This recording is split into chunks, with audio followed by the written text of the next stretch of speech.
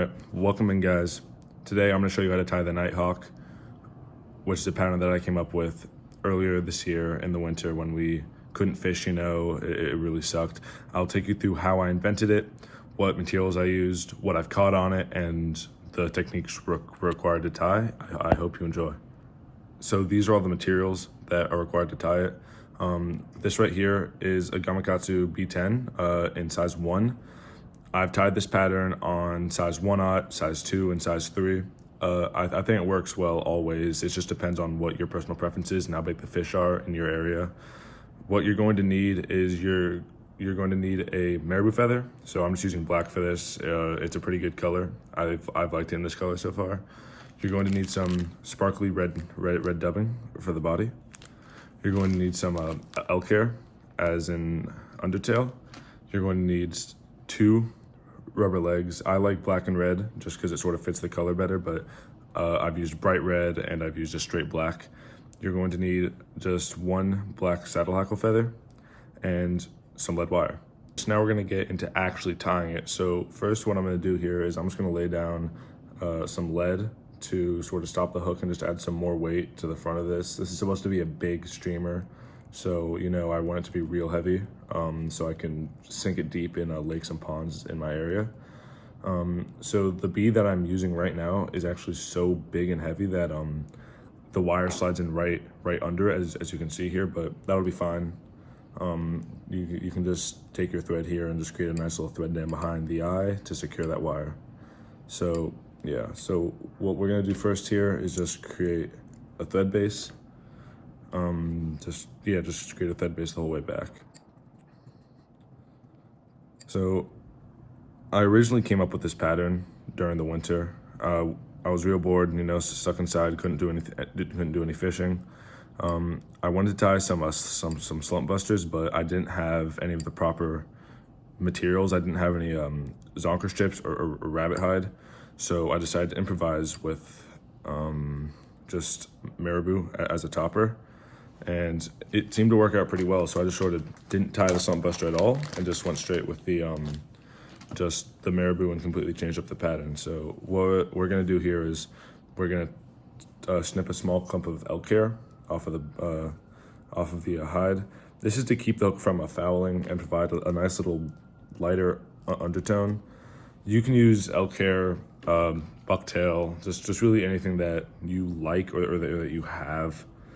I just have a bunch of elk hair because I tie a lot of panfish patterns like gill getters and stuff like that, so it's good to have.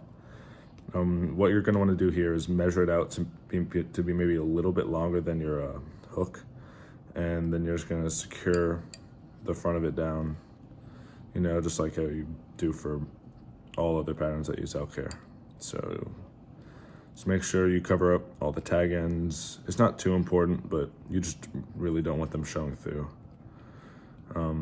But you will wrap over them later, so don't get too particular about it. Just make sure they're all flattened down. After this is the tricky part after this. This is the tricky part. As I said before, you need to measure out your tail. So mine will be maybe about here. As you can see, it fits pretty nicely. But what you'll do is you'll mark that spot. So I've marked it right here with my fingers, and then you're going to need to trim all of this hair off, or pull it off, depending on what you prefer. I'll trim it over my trash can because it gets real messy because you're cutting so many fibers off. But that's what creates that sort of strip effect over the top. So I'll go do that now. You guys do as well. I'll just skip straight to after I finished, all right? Okay, so I just finished with that, and as you can see here, all we have left are these little fibers on the end here, and nothing here, and that on the top. So from here, what you'll do is, you'll pinch this back to the tail. It's how big you want the tail to be. Again, it should be like one shank length of your hook, so about there. Then you let the fibers free again, just to make sure you don't clump any down. So this is a bit messy and a little bit tricky at first, but you definitely get used to it the more you do it. So what I'll do here is I will then hold this down and just with my thread, a few loose wraps just to position it.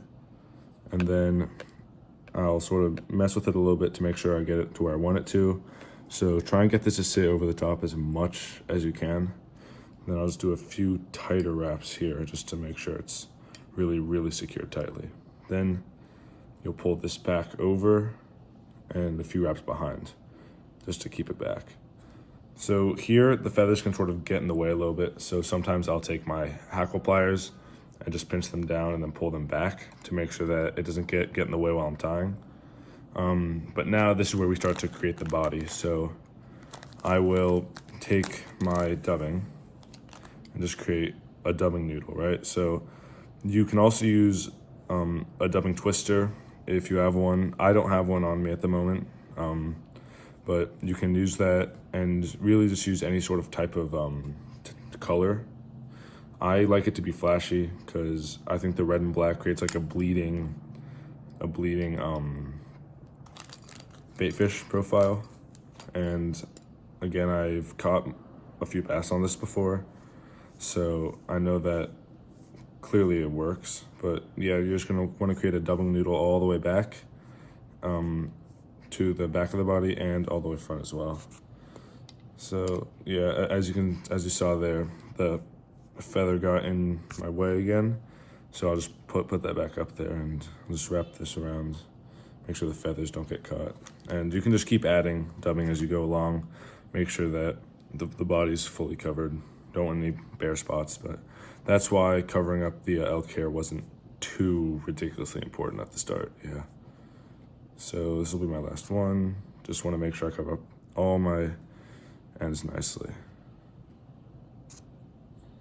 Just trying to secure it a little bit. Don't worry about having the front be too like perfectly wrapped. You're gonna wrap over it a bunch as we go along here. But now you just take your marabou feather here and just pull it over the front, like so. So similar to a zonker strip, you're gonna want to pull all the feathers away.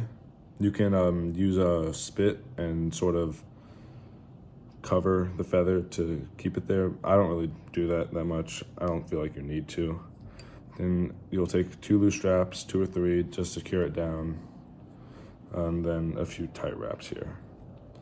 Don't use your thinner scissors for this. Use your wire ones because you're cutting the base with the feather.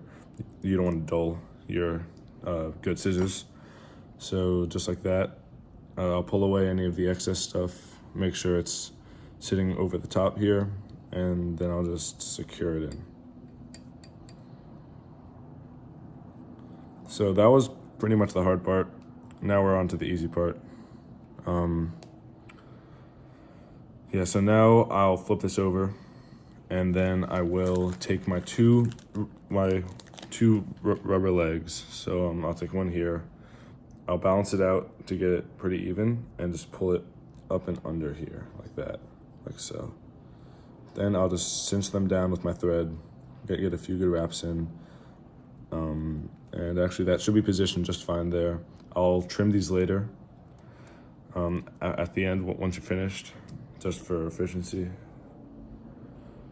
You do the same for the second pair, except for usually for these, I'll try to pull them off more to the sides, because when you bring them in, when you're sort of stripping them fast, or like I fish them on spinning gear sometimes because it's a pretty heavy pattern, I'll jerk it in and they'll sort of just flap in the water, and it's pretty enticing for the fish. So right there, your legs are finished.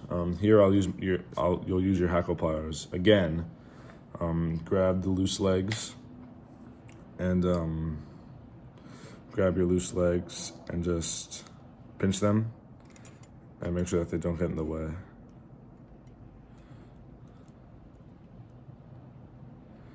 Yeah, so now this is the final part. Take your saddle hackle feather.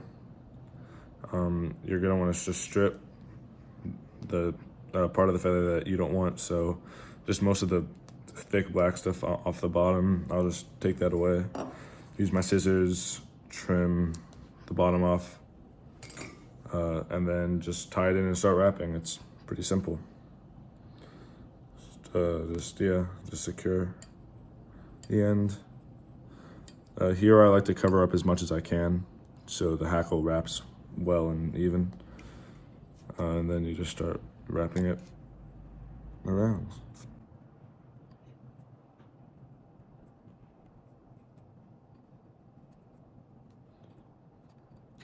So usually I'll give it maybe 3-4 wraps depending on the length of your feather. My feather was a little bit short here, so I didn't get too many wraps down, but it's all right. Just give it a few wraps to secure it, trim it off, and then just continue to secure that in. And you're pretty much done here. All you have to do is you whip finish 4, 5 to 6 times, tighten it up, and then just give it a few drops of UV resin to seal the head.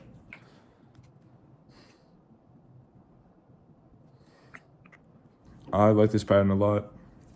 It's pretty simplistic. There's a ton of movement in the water.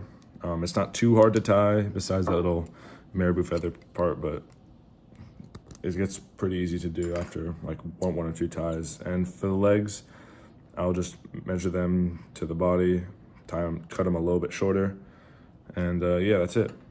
We have the Nighthawk. The flashy red dubbing is real nice. Actually, speaking of the dubbing, I'll take a dubbing brush and just brush it loose a little bit, just get the fibers free so they can flow better. But yeah, I mean, that's pretty much it. You have red dubbing off the bottom, you have the legs in the middle, and you have the marabou in the back. Yeah, so I hope you guys enjoyed this how-to tie video, and I hope this pattern catches you a bunch of fish. Thank you, and stay tuned for the next video.